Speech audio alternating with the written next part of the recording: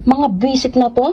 Nung iniwan ko tong box na to, walang laman. Pagkabukas ko ng box na to, meron to. Hindi akin yan. Panoorin mo ito, kabayan, dahil mapupulutan niyo po ito ng aral. Itong nangyari kay kabayan na pauwi na sana sa Pilipinas. Pero ito ang ginawa ng kanyang amo. Nakamunti kanya ng ikakapahamak. Buti na lang at i-check niya ang lahat ng kanyang mga gamit bago ang nakatakdang flight niya pauwi sa Pilipinas. Narito sabay-sabay po natin panoorin ang buong video para ma-aware kayo na may ganitong klaseng mga amo at nang makapag-ingat po kayo mga kababayan sa panahon na kayo ay pauwi na sa Pilipinas. Patapusin nyo tong video na to, may matututunan kayo, promise.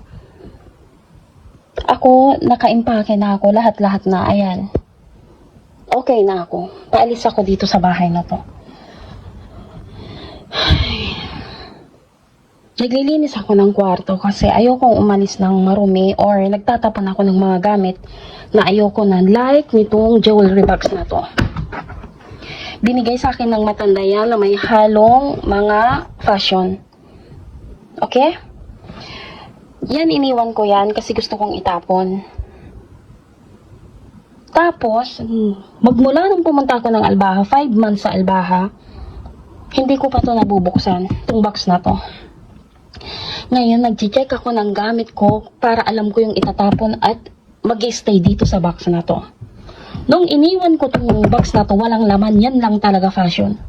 Kasi tinatago ko o binibigay ko sa kanila yung mga alahas na pabili o sa akin. Okay? Yung iba napadala ko na. Tapos ngayon na i-check ko yung gamit ko para ayoko ng aberya before uuwi. Gaya nung dapat uuwi ako ng December 27, hindi natuloy. Pagkabukas ko ng box na to, meron to. Ayan. Hindi akin yan. Hindi sa akin to. Ngayon bumaba ako sa kanila. Kanino to ka ako? Gagawan niyo ako ng problema kasi uuwi ako. Tinatanong ko sila lahat kung kanino yan. Kung sinong naglalagay sa gamit ko. Hindi sila umiimik. Pero yung may ano doon, yung may buntot doon na babae, hindi nakaimik. Hindi makatingin sa akin. Alam ko na siya yung may kagagawan yan. Buwis tabi eh. Bago kayo umalis, i-check nyo yung mga gamit nyo. Kasi ugali ng mga yan, ganito. Para hindi ka makaalis. Naintindihan nyo ba ako? Ngayon, anong gagawin ko dyan? Nag-record ako, nagsasalita ako sa kanila, na kinakausap ko sila para may maipakita ko sa pulis. If ever, nagawan ako ng problema. Mga visit na to, high blood na naman ako. High blood na naman ako. Bye for now. At ako'y naghahalongkat sa mga gamit ko. Yung mga bag na binigay nila, yung mga yan, itatapon ko yung mga yan.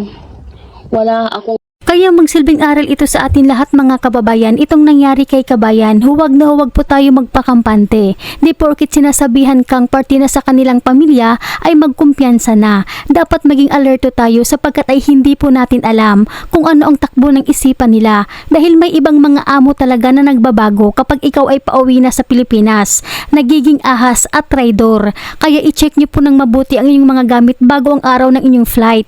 Hanggang dito na lamang po, mag-ingat po kayo palagi kung saan man kayo ngayon.